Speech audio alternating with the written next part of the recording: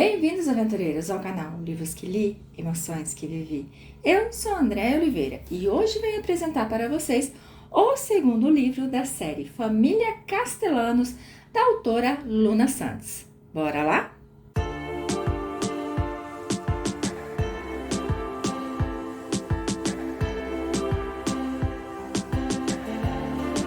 Cheguei, aventureiros, com mais dicas de leitura aqui nesse canal. Então, venho apresentar para vocês Rafael, Prometida ao Conciliar, que contém 318 páginas. Mas vai ser uma história rápida, gostosa de ler. Aqui nós vamos entrar novamente no mundo da máfia. Porém, entretanto, todavia, essa história será como a primeira, uma história mais calma, uma história onde não teremos mocinha sofredora, onde não teremos muitas cenas de tortura. E as cenas que tiver de tortura é algo mais leve.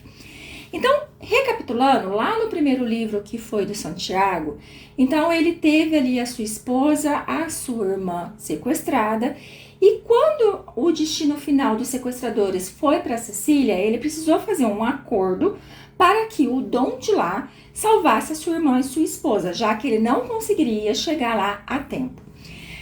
Com isso, um casamento foi providenciado, né, foi prometido ali, e o Rafael foi que se prontificou a se casar, a selar esse acordo para que salvasse a sua irmã e a sua cunhada. Agora, nesse livro, nós vamos saber como será esse casamento. Lembrando que ele não tinha pretensão de casar. Porém, agora, por conta do acordo, ele se vê obrigado.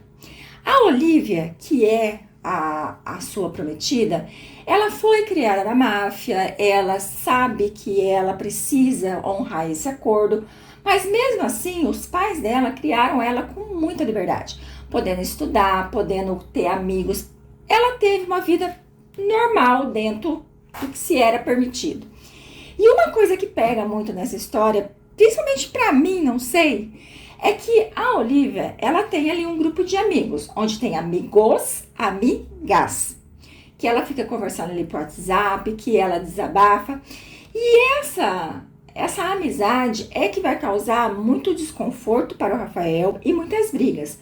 Porque por mais que ele não ame ela, claro que ele não vai gostar de saber que a sua mulher está conversando com homens.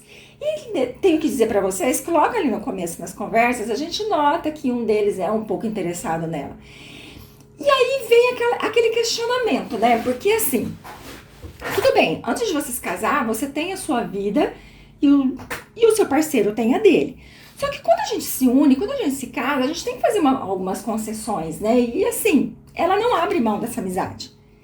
Mesmo sabendo que isso incomoda ele, como ela fala, eu converso com eles quando você não tá presente. Mas mesmo assim, entendeu?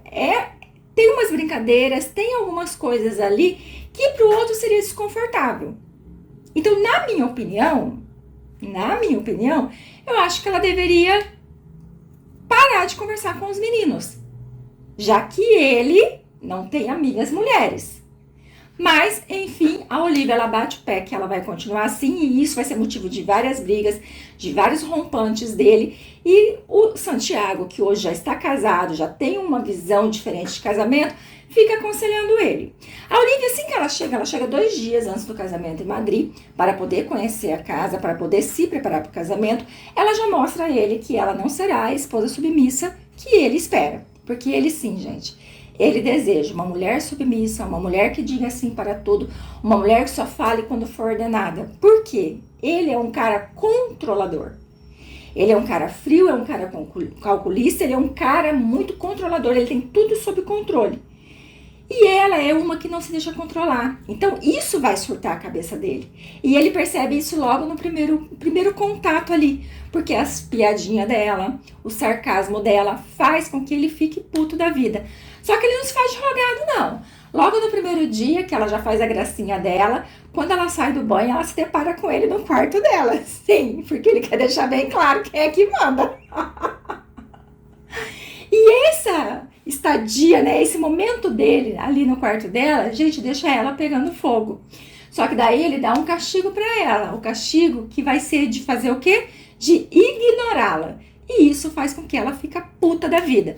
Então, esse embate deles vai acontecer em vários momentos. Isso vai transformar a história mais leve, mais interessante. Porque você vai ver uma mocinha que não vai baixar a cabeça. uma mocinha que vai fazer esse homem ir à loucura.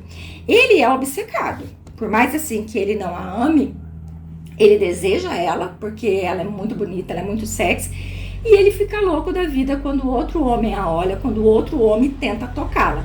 No casamento vai ter um episódio assim, e gente, ele não vai deixar passar, ele não vai deixar barato alguém tocar na sua mulher. A história basicamente vai ser entre o relacionamento deles, então não vai ter muita coisa externa, porque aqui dentro de casa ele tá lutando para poder fazer com que aquela mulher obedeça, para fazer com que aquela mulher entenda ele, para fazer com que aquela mulher se torne o que ele precisa. Ele mal sabe que ele precisa de todo esse desafio, porque, gente, ele fica fugindo dela, para não ter embate, para poder tentar entender o que está passando na cabeça dele. Então, dentro de casa é essa luta constante com a mulher dele.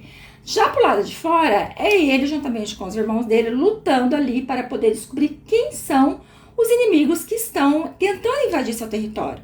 Uma hora parece que são os russos, outra hora parece que não é, parece que é alguém dentro que está querendo fazer com que pense que é os russos. Então ele fica nisso. Lá fora ele tem um embate e dentro de casa ele tem outro.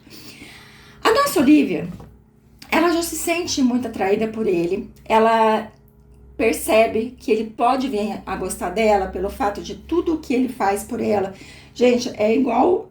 Tem uma frase ali que diz, ele não a ama, mas ele está disposto a queimar o mundo por aquela mulher. E realmente ele tá. Ao contrário do livro anterior, que teve ali um sequestro, que teve ali um momento de tensão em cima disso, já nesse aqui não terá sequestro. Terá um momento um pouquinho mais intenso, que é onde a vida da Olivia vai estar em perigo, mas ele vai conseguir bravamente salvá-la juntamente com Taurus, que é o seu cachorro.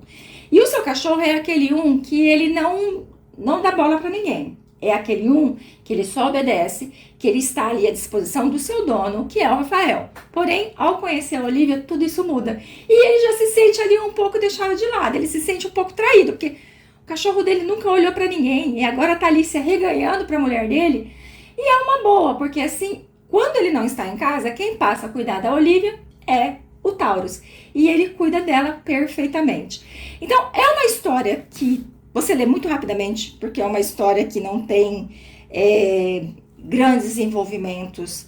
É uma história gostosa, porque você vai ver a luta do Rafael em se manter ali firme no que ele diz de não amá-la, de controlá-la, e ele não vai conseguir controlá-la. Do outro lado, a Olivia, que ela, num primeiro momento, ela deseja muito ouvir a palavra eu te amo, mas depois ela percebe que muitas vezes a palavra eu te amo não é tão forte, não é tão verdadeira quanto as ações, e as ações dele mostram constantemente que ele ama ela. Vamos terminar sem ouvir eu te amo, eu tenho que dar esse spoiler para vocês, mas é igual eu falei, as ações, os atos dele demonstram muito mais amor do que se estivesse falando eu te amo e de repente da boca para fora.